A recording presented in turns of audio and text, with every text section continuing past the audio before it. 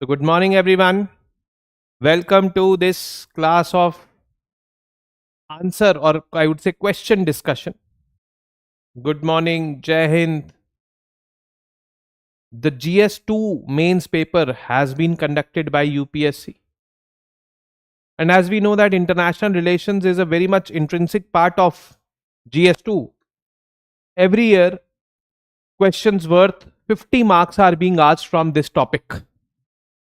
Two questions of 10 marks, two questions of 15 marks. Well, the trend remained the same this year also. Two questions, 10 marker, two questions, 15 markers. Total 50 marks out of 250 marks. The broad areas from where questions were asked: multilateral relations,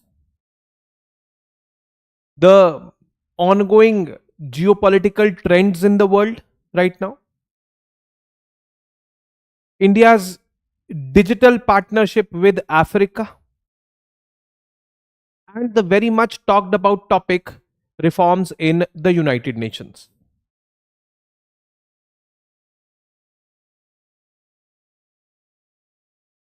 So, these were the broad themes. There was a question asked on why globalization is diminishing and countries are looking more and more inwards. There was a question asked on India Africa digital partnership. Another question was with respect to United Nations reforms and the uh, conflict between the West and the East. West means USA led, USA led Europe and all, and East means Russia and China. And there was a question with respect to West Asia, Middle East, and what was at core in this question? India's energy security. Okay. These were the four, I would say, broad themes on which questions were asked. These questions, no doubt about the fact that were medium range. I would not say they were too tough. They were on these lines which are, discussed by us in the class. All these four questions are discussed by us in international relation classes, the foundation batches. And I'll tell you when we cover question by question that where we deal with this question. So let's get started with the discussion of the first question. Question number 9 in the exam in GS2, this was: India Africa digital partnership is achieving mutual respect, co-development and long-term institutional partnerships. Elaborate. Now, when you are asked to elaborate, you have to, touch each and every portion of the question. Here, it is very easy. First, you decode the question. The question is about India Africa digital partnership. Okay. How it is achieving mutual respect, you have to highlight it. How it is fostering co-development, development of India, development of African countries as well, and how it is, establishing a long-term institutional partnership between India and Africa. If you are able to touch all these three aspects, you have elaborated on the question. As simple as that. So whenever you see a question, first thing is you decode the question. What is the question demanding? And accordingly, you start your answer. Obviously, when you start your answer, you will write an introduction. In introduction to this particular question, what can be written? You can talk about India Africa historical ties, that Africa is a contemporary civilization as the Indian civilization. Most of these African countries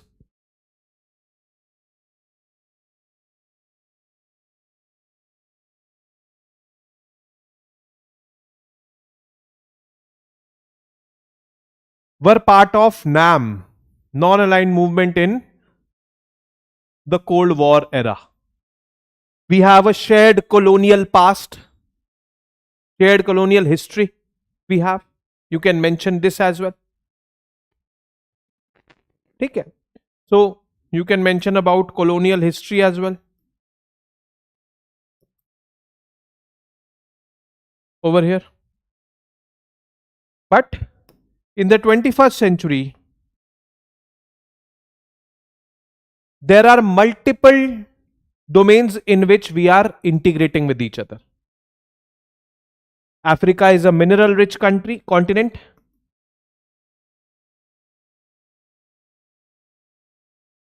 So here we are having partnership. We are having energy ties with Africa. And we are also having digital partnership.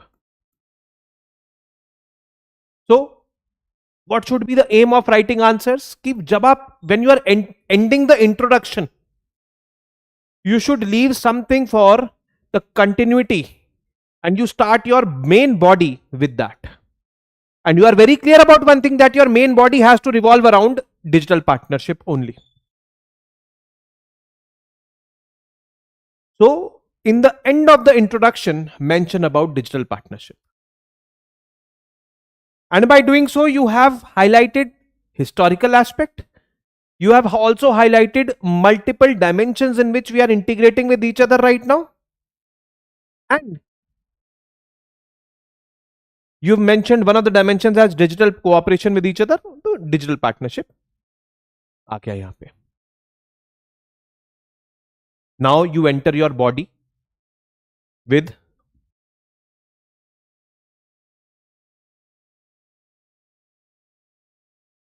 digital partnership. And when you enter your body, you have to have clearly one thing, that you have to complete your body in 3 headings: mutual respect, co-development, and long-term institutional partnerships. So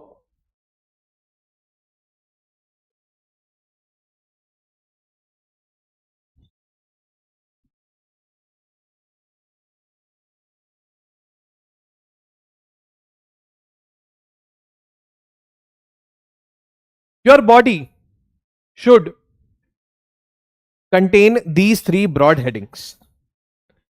Okay. How India and African partnership is developing or generating mutual respect. So, first of all, Western aid or Chinese assistance to African countries, there are conditions. There are no conditions kept by India. And this is in contrast with the conditional support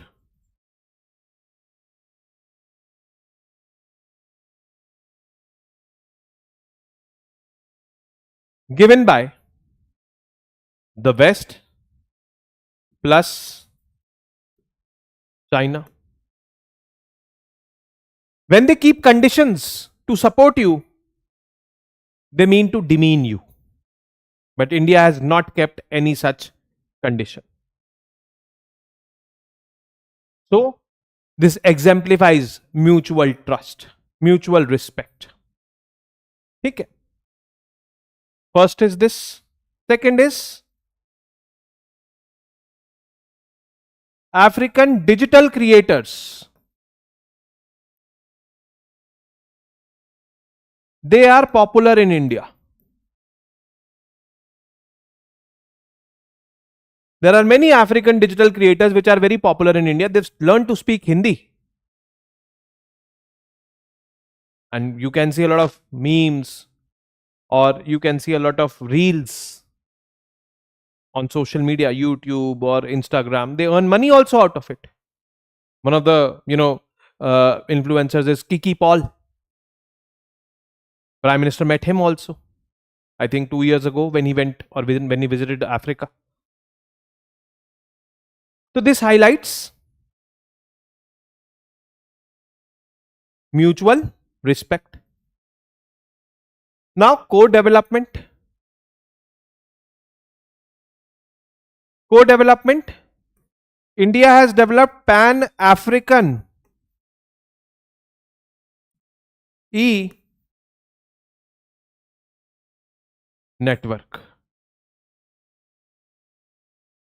Pan-African e-network.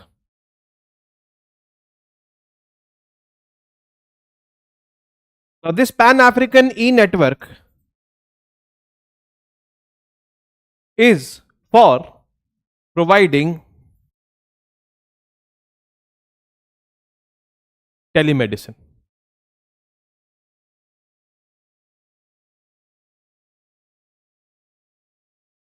Telemedicine is basically doctors sitting in urban centers can diagnose the patient sitting in the rural areas through connectivity, electronic connectivity. So this fosters healthcare service delivery in Africa. Second is Togo, a country in Africa. It has signed an MOU with Triple IT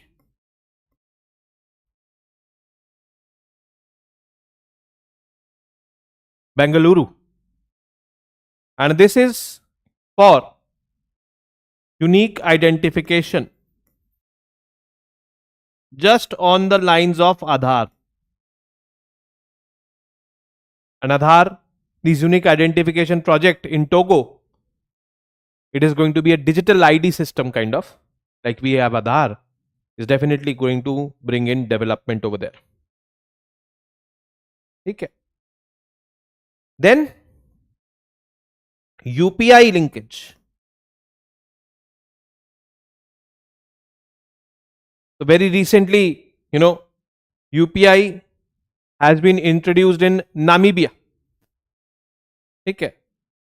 So there, this is again going to foster financial inclusion, payment transfers and all. Okay. Now, long-term institutional partnership. So India is running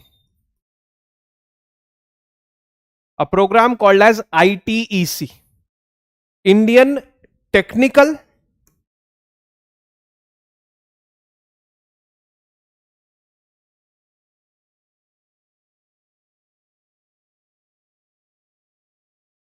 and Educational Council. So Indian Technical and Economic Cooperation.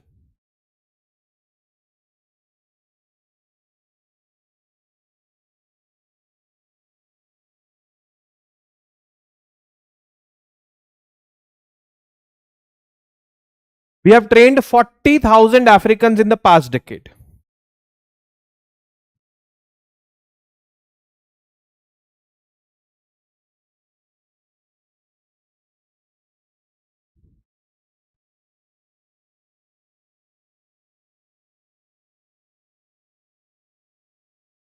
IIT has been established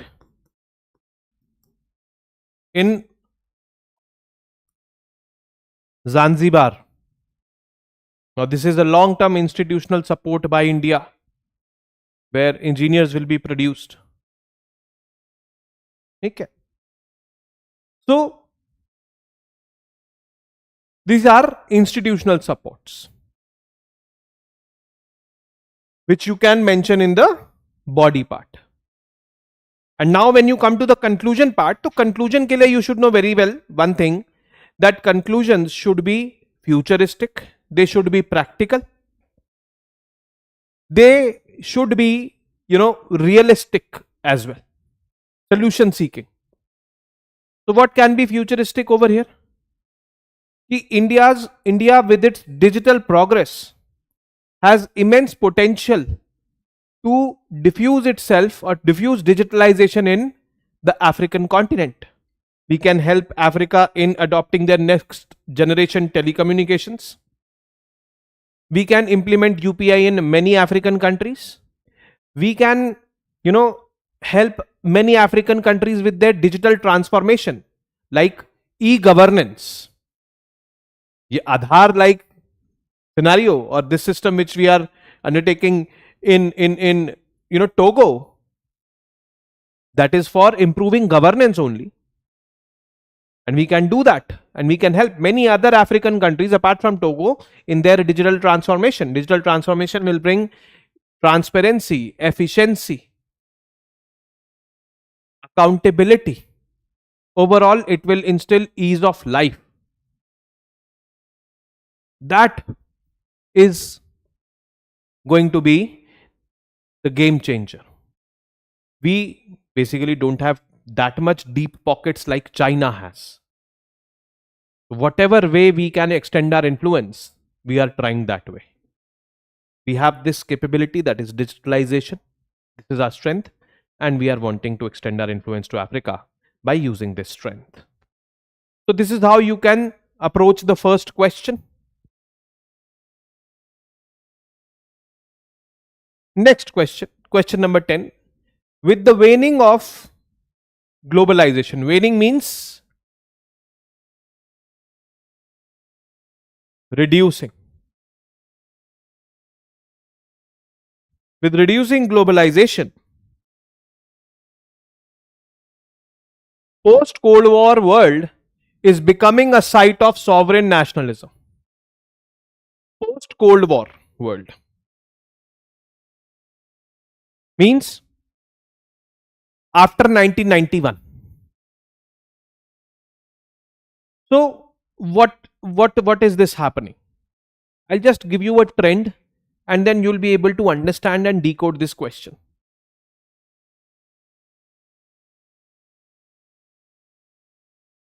First is that, when the Cold War ended, 1991, it was basically capitalism as an ideology won and socialism as an ideology lost. Okay. So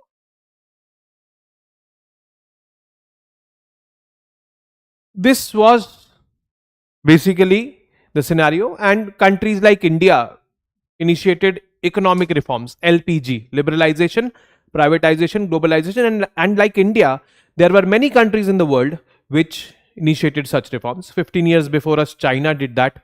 Many Southeast Asian countries did that, economic reforms. Many countries in Africa initiated economic reforms. And they opened up their economies for the world.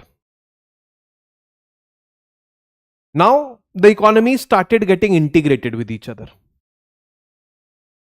But with the integration of these economies, it was also witnessed that at times, when a smaller country is getting integrated with a bigger country, a stronger country, then the bigger country tries to hijack and in a sense take away the sovereignty of the smaller country. How can the bigger country hijack? By threatening, I will not give you investment, I will not give you money, I will not give you technology, you have to do this, then only I will give you. This is arm twisting. So these kind of phenomena started happening. Apart from it, with globalization, you became too much dependent upon others. Like, for example, India became too much dependent on China. America became too much dependent on China. Many countries in the world became dependent upon China because China became the world's manufacturing hub. And now, what happened? COVID and post-COVID, China knew this fact कि भाई countries are dependent upon me. China भी अपनी मनमानी करता है. China does things on its own way. China says that I want to impose export bans on these products. I will not export these products to that country because that country is not listening to me. These kind of phenomenons have also erupted. First, arm twisting or threatening the sovereignty. Second is these kind of trade wars in which at the receiving end are dependents.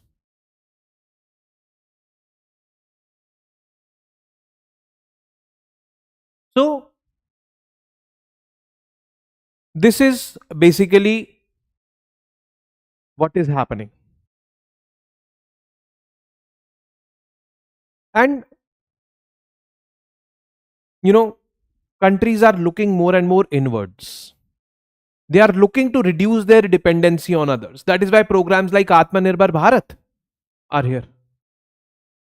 That is why, Donald Trump's, his activities you see in America right now, more inward looking activities. America, America, America. Increase the tariffs. Tell Apple to invest in America. So Apple invested $100 billion in America. Don't invest in China and India. In European Union elections last year, again a rightist kind of government was formed, which was more and more inward looking. And that is why globalization has been waning, reducing. Because of the threats posed due to globalization or threats posed by globalization. This was basically the scenario.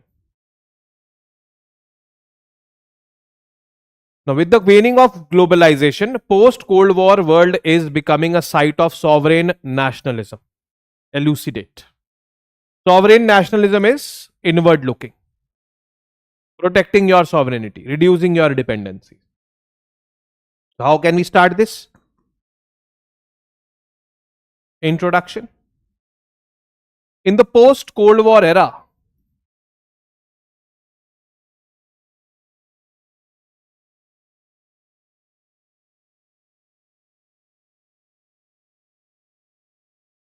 globalization was on the rise. You can mention examples of India, LPG reforms, 1991. Many African states, economic reforms means they brought in globalization in the 1990s. So many countries did these reforms in 1990s. Now globalization also increased dependencies on each other. Globalization का मतलब ही यही है, integration of two economies. Integration means trade, investment, like this. So dependency is increased. The developed world outsourced their secondary sector to China, which became the global manufacturing hub. Okay. Then you come in the body part.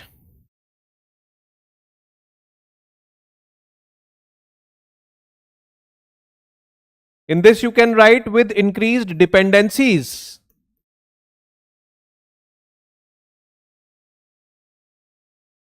Threats to sovereignty started to emerge, especially the smaller globalized nations.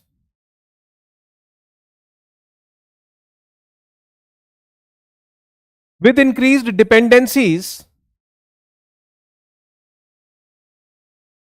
trade wars started to happen. Trade wars in the form of trade restrictions. Trade restrictions, for example, China. China ने in April initiated an export ban on rare earth elements to India. Rare earth magnets pe, China said we are imposing an export ban. It will not go to India. And rare earth elements are very crucial. Now, last week that ban has been uplifted. So these are trade restrictions. Okay. Tariff wars started to happen. And due to these reasons, more and more countries started looking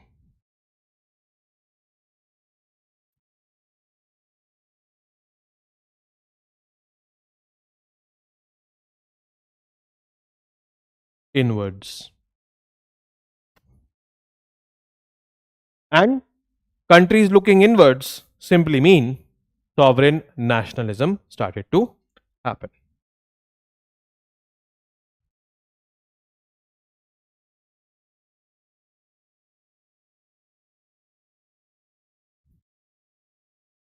The sovereign nationalism is reflected in Atmanirbhar Bharat. It is important to mention this. It is reflected in Trump's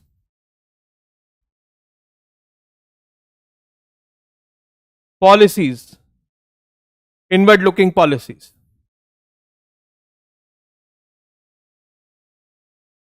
So,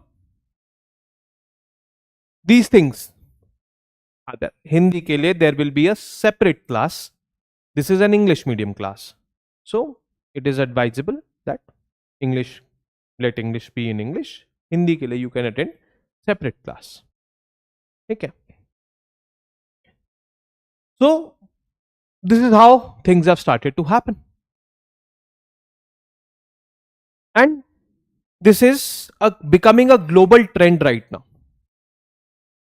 Now, how can we frame the conclusion part of it? Conclusion ke liye you can mention that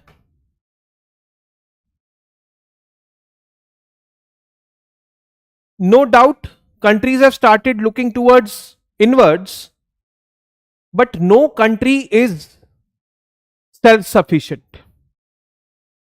There will be dependencies.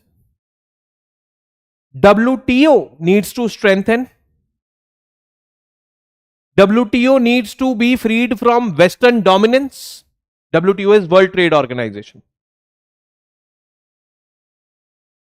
And other multilateral organizations like BRICS, they should also try to come and resolve these kind of challenges which are arising out of increased dependencies. Okay. So this is how we can answer this particular question. Now coming to the next question, that is, energy security constitutes the dominant kingpin of India's foreign policy. It karega hi because India is importing 85% of its petroleum. It is being imported. LNG, that is liquefied natural gas, LPG, that is also imported. We don't have the reserves. We'll have to be dependent upon other countries. So these dependencies are not going to reduce. Especially in the world's fastest growing economy, these dependencies are not going to reduce. They are going to increase. But let's see whether they are actually going to increase or what will happen. Let's decode this question. So energy security constitutes the dominant kingpin of India's foreign policy. I have told you the reason why, because we are importing 85% of our petroleum. We are only producing, or we are only extracting 15% of our requirement from the indigenous oil fields in India. And is linked with India's overarching influence in Middle Eastern countries. So our interaction with the Middle Eastern countries like Saudi Arabia, UAE, Qatar, Bahrain, Kuwait, Oman, or for that matter, Iran also it used to be, is with respect to energy. It is revolving around energy. Okay. How would you integrate energy security with India's foreign policy trajectories in the coming years? This is very interesting. In the coming years. देखो, you need to understand what this question is demanding. This question is saying, it is telling you clearly कि भाई with our interaction with Middle East countries, energy is the major point. The focal point is energy on which we interact. And it is mutually beneficial. We get the energy resources, they get to sell their energy resources to a vast market like India. But in the end, the question is saying that how would you integrate energy security with India's foreign policy trajectories in the coming years? Up in the coming years, what role would energy security play in our foreign policy? This is what they want to ask. Now, see, there are multiple factors which will come into picture over here. Factor number one, we are the world's fastest growing economy. We have currently become a $4 trillion economy. By 2027-28, we are expected to be a $5 trillion economy. And by 2030, we are expected to be a $7 trillion economy. And in our economic growth and development, energy is basically the core. Energy is at the core. Okay. So, seeing these things, I can say that energy demand is going to increase. This is the trajectory. But you have to mention two other factors which can change the game actually. One is EVs, electric vehicles. With more and more EVs coming into picture, the demand for oil might not increase as anticipated. It might decrease also. ठीक? Number one this. Number two is National Green Hydrogen Mission of India, where we are wanting to use hydrogen as a source of energy. And hydrogen is produced by water by doing a process called as electrolysis.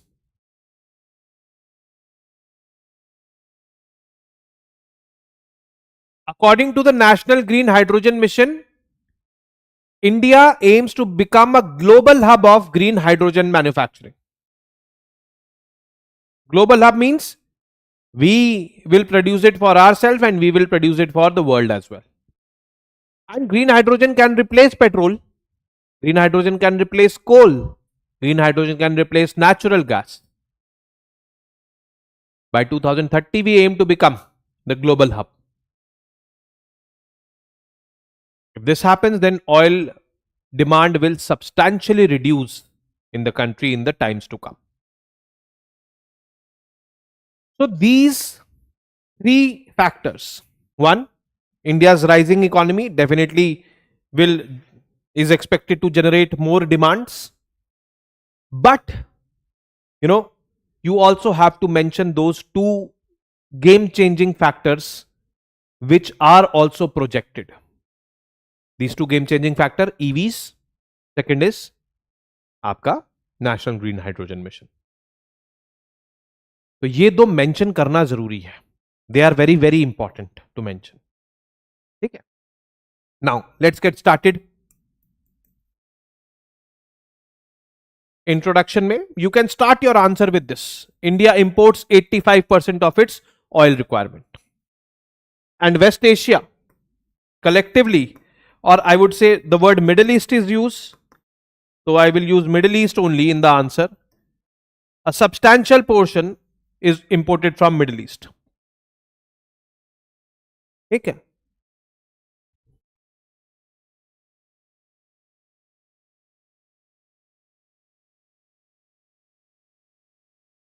Apart from energy ties, we are having other ties with these countries. Like a lot of Indian diaspora is present over there. Trade is increasing. With UAE, we have signed a SEPA. SEPA is the most advanced version of free trade agreement. You can write this in your introduction. So energy के बारे में आप लिखोगे, you will mention this fact and you will mention other domains where you are integrating with each other. ठीक है. Now comes the body part.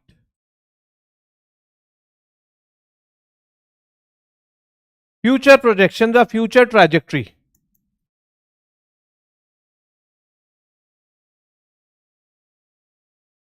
of ties. So, in this first point, you will write India's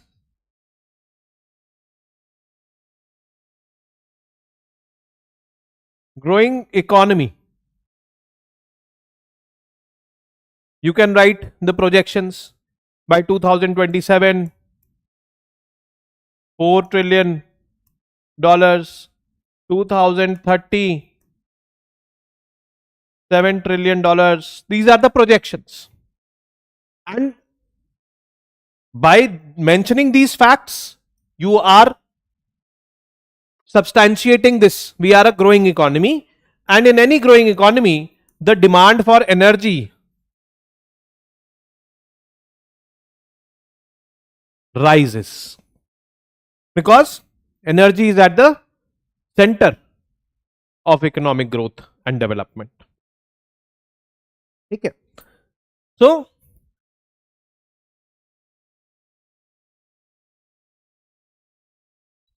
this is there.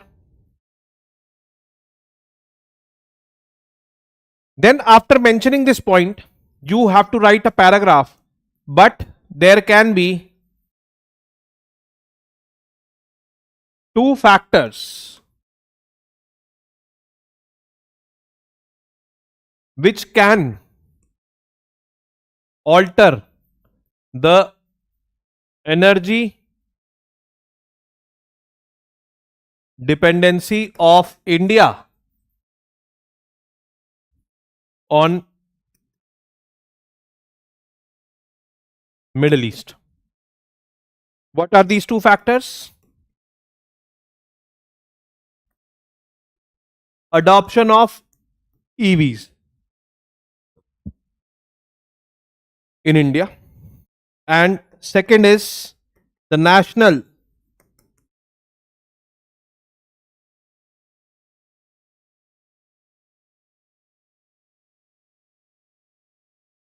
green hydrogen mission.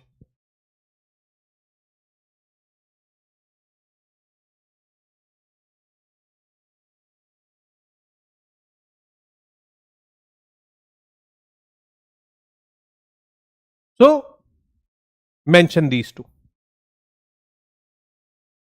And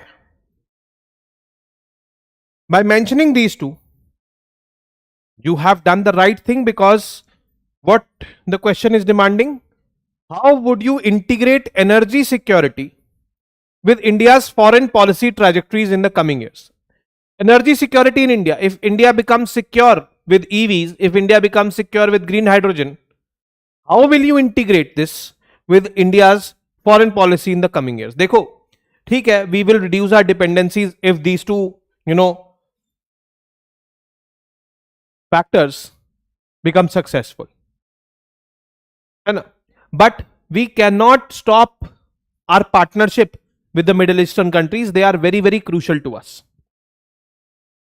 So, where we can collaborate with each other, because we'll have to, find some ways to, interact with them.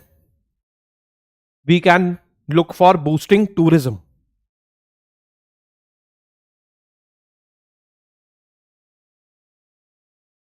What can be done?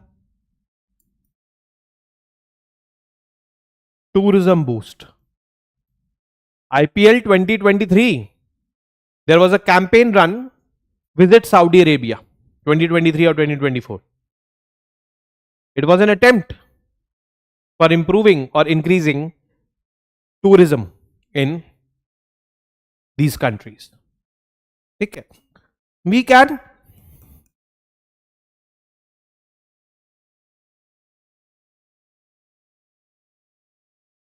go for industrialization. We can establish Indian industries in the Middle East. A lot of Indian diaspora is moving out and settling in Dubai. And many of them have opened industries. Secondary sector, tertiary sector, both. And we can keep the economy of those countries running by doing this. And we can contribute in this way. Like we are contributing right now in purchasing oil from them, we can contribute by these two sectors as well. If we stop or if we reduce importing oil from them, so that our ties are maintained. So we should promote these in our foreign policy. Okay. This was a bit difficult question, but if you are able to understand this question well, then you would be in an easy position to answer it. Okay. So this is what you needed to know. Okay. Now coming on to the next question, the last question.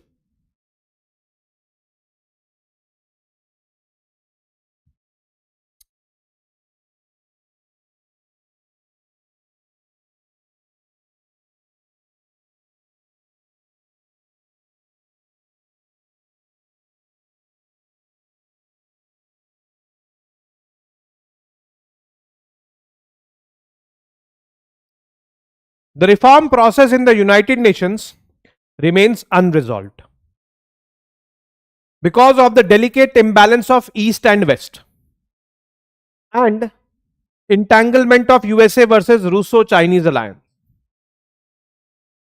So, imbalance of East and West. West is the developed West, East is basically Africa, India, these countries. Okay. So,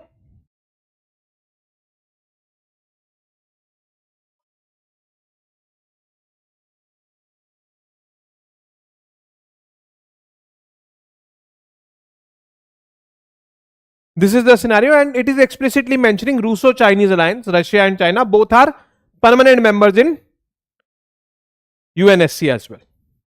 Okay. Critically evaluate East-West policy confrontations in this regard. You have to mention what is the stand of the West versus what is the stand of the East. This should be the main understanding of this particular question. Okay. So, starting with this, introduction.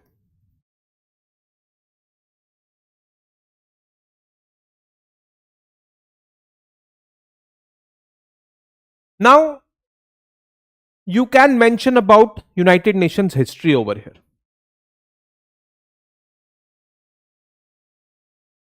And you can also mention that with time,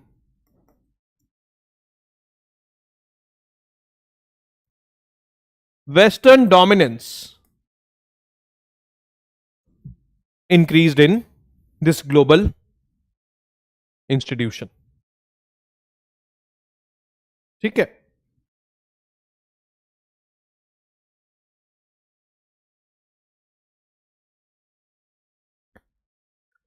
Now,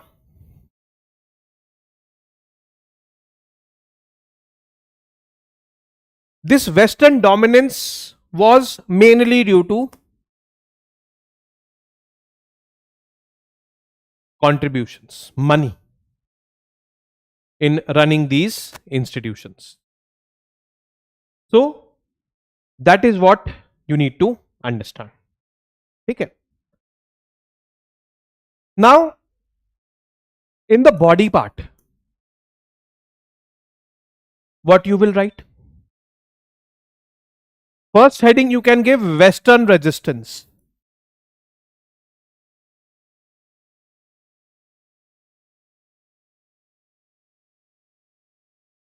To UN reform. Okay. So, first is UNSC, United Nations Security Council, monopoly.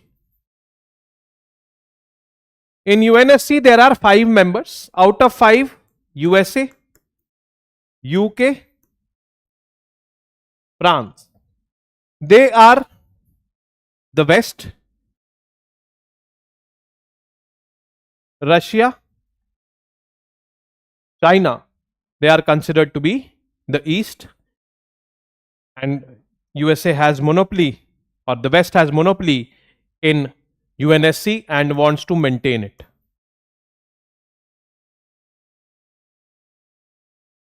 Okay. Then veto power dilution, not wanted by them.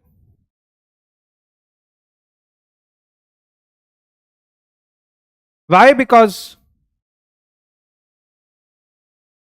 they don't want this to be diluted. They want this veto power to be among themselves. On this ground, they are coming with Russia and China because all the 5 have veto powers. They don't want to expand the permanent membership and give it to India, or for that matter Germany, or for that matter any other country. Third is financial leverage. As I mentioned, that USA gives a lot of funding, like WHO ko USA used to give $500 million in a year. Now USA has backed out of WHO and there is a financial crunch in WHO. So these kind of organizations were automatically inclined towards the West. And they did this thing that, they were doing all those things which were told by the West. That is why dominance, because they had that. Okay. Now, what are the Eastern counter narratives?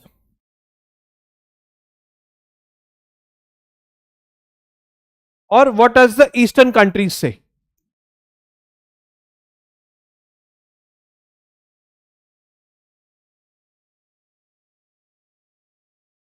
First of all, we, advocate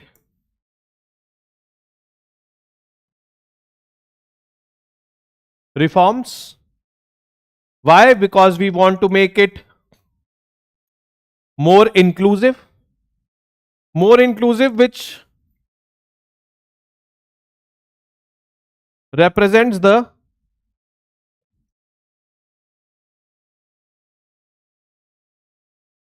present world order. So, this is the scenario. Second, the Eastern Bloc says that if reforms are not done, we will shift our focus more and more towards organizations like BRICS. SCO to itna nahi, but BRICS. Because BRICS is gaining a lot of popularity. BRICS is being developed on the lines of UN only. So, kind of with these organizations, regional autonomy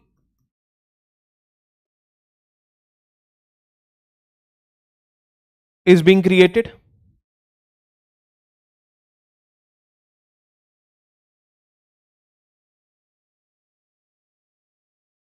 Okay. And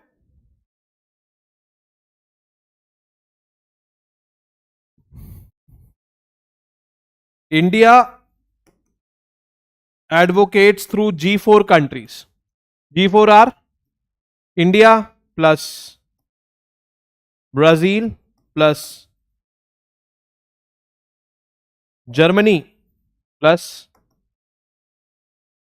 not South Africa, it is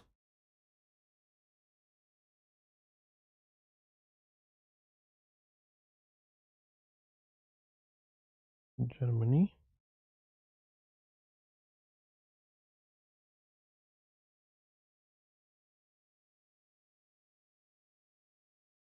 and Japan, that we want to be permanent members of UNSC. We advocate this. So these are the kind of resistances offered by these Eastern countries to the Western blocs. We have simply followed one thing: reforms for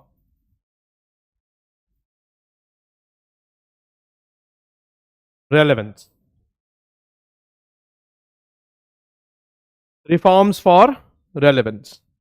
If they want that this global organization, United Nations, remains relevant, then reforms should be done, because these age old, systems are running. Age old systems means those systems which are established in 1945, and they are not reflecting the realities of today. The realities of today are very much changed.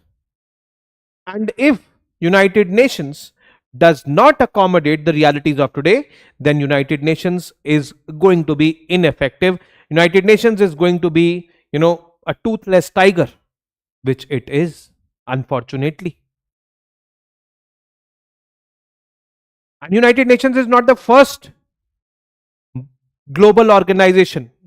It was preceded by League of Nations. League of Nations had a lot of, I would say, inefficiencies. That is why it was dissolved. United Nations was formed, and now United Nations is having a lot of inefficiencies. I just hope and pray that there are reforms done before it gets dissolved on the lines of League of Nations. So you have to mention such kind of things in the conclusion part. And this is how you will be able to deal with such kind of questions. So with this, we have come to an end of this particular, session, where all the 4 questions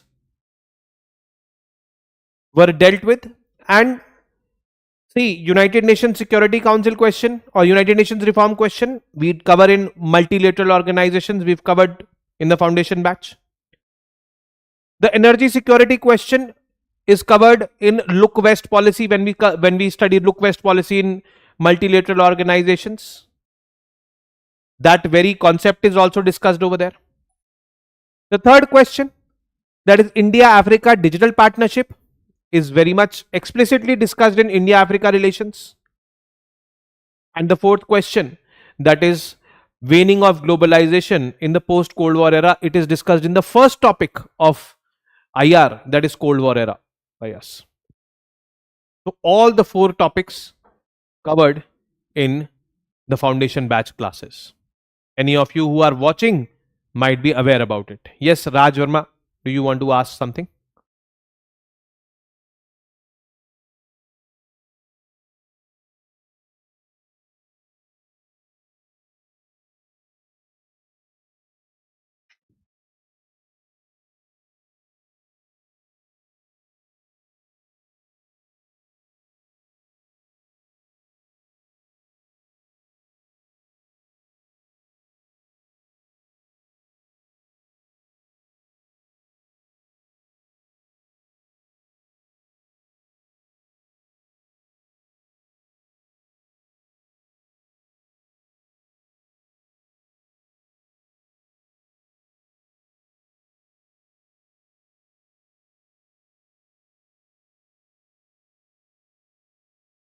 तो राज कुछ पूछना चाह रहे हैं?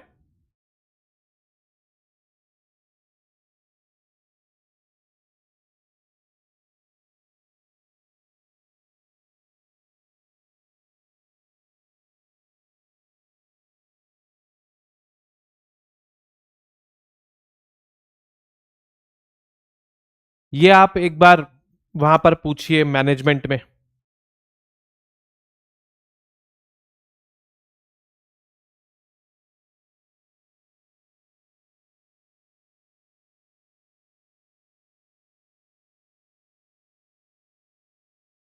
ठीक है,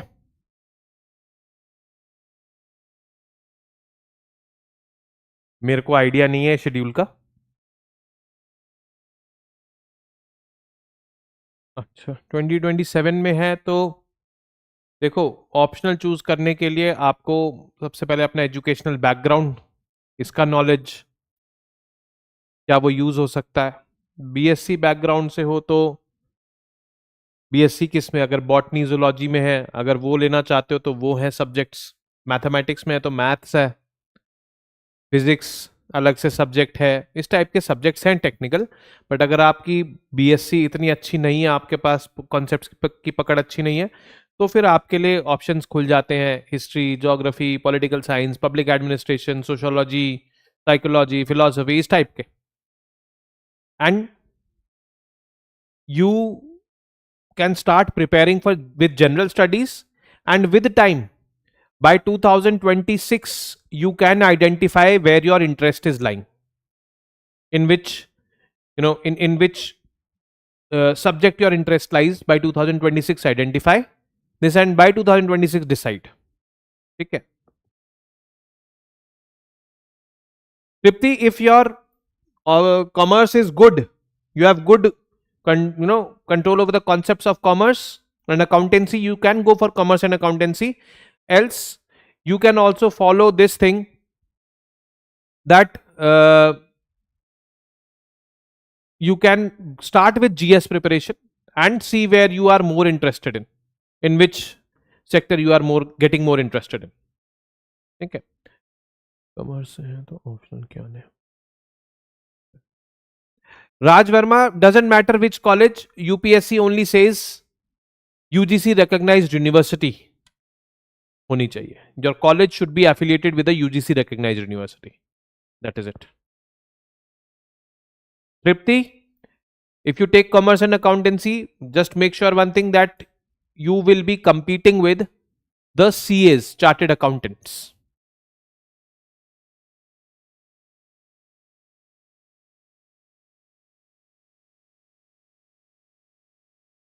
ठीक है, so we will end this session over here, and I will be meeting you in the foundation batch class very soon.